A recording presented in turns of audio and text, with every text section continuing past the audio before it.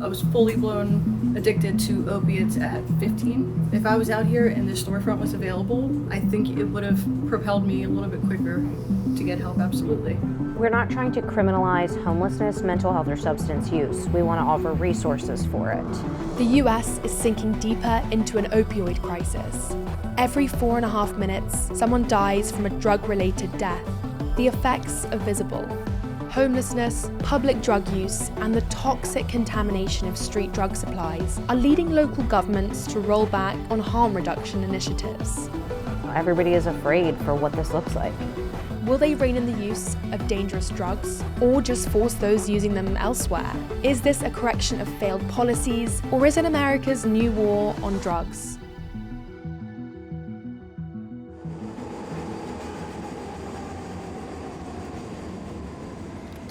Our story starts in Kensington, North Philadelphia, where in August 2023, we visited to document how content creators are profiting from live streaming Kensington's open-air drug market.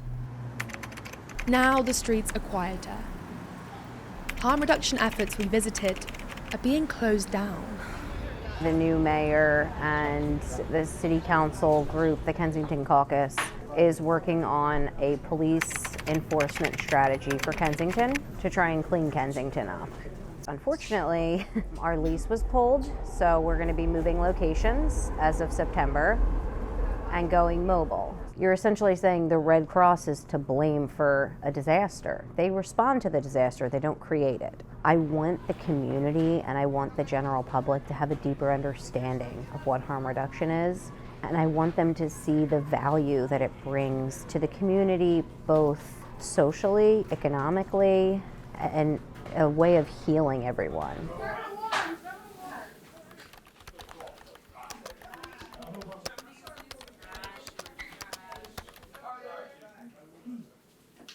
The laws surrounding it differ state by state, with some, like New York, even offering safe injection sites or overdose prevention centres.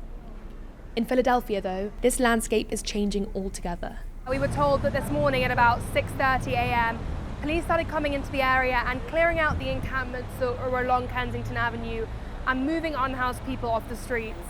While it is still dark out and raining, they are being pushed off the block, and they were crying, they were dragging their belongings, they were trying to get away, they were afraid. That kind of aggressive police enforcement, that's terrifying for somebody who is unhoused in a vulnerable situation and in need of resources.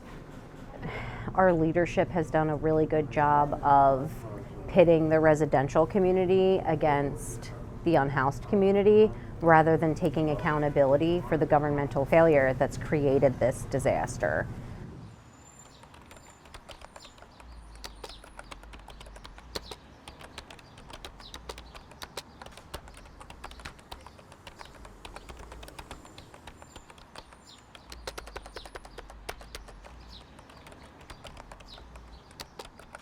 Over the past 20 years, we've lost over 1 million lives to overdose.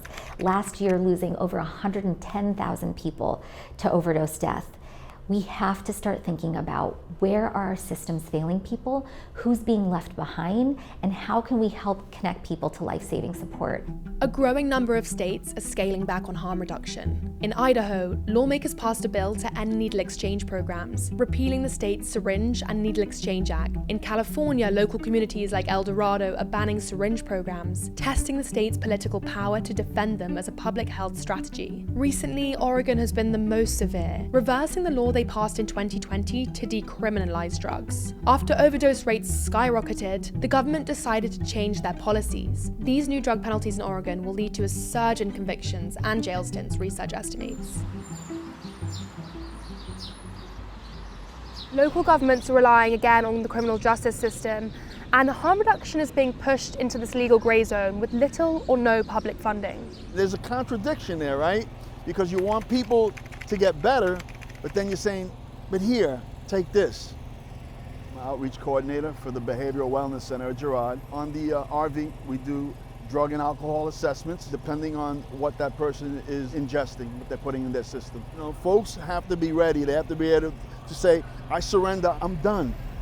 Any threats of locking folks up and that kind of stuff, it's not going to change anything. In Kensington, it's clear that plans to move drug users off the streets and shut down harm reduction facilities won't come without opposition.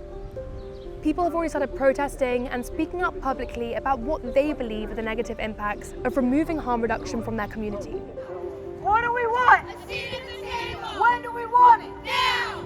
What do we want? A seat at the table. When do we want it? Now. I have 10 siblings, 3 of them are in recovery, having been previously addicted to heroin. I've had to Narcan them, I've had to Narcan friends and family. I've had a lot of folks who have died, but fortunately, those 3 siblings that I mentioned are all alive because of harm reduction. Harm reduction actually meets people where they're at. It gives people the necessary tools and equipment that they need in order to keep themselves as safe as possible. And it also creates a rapport.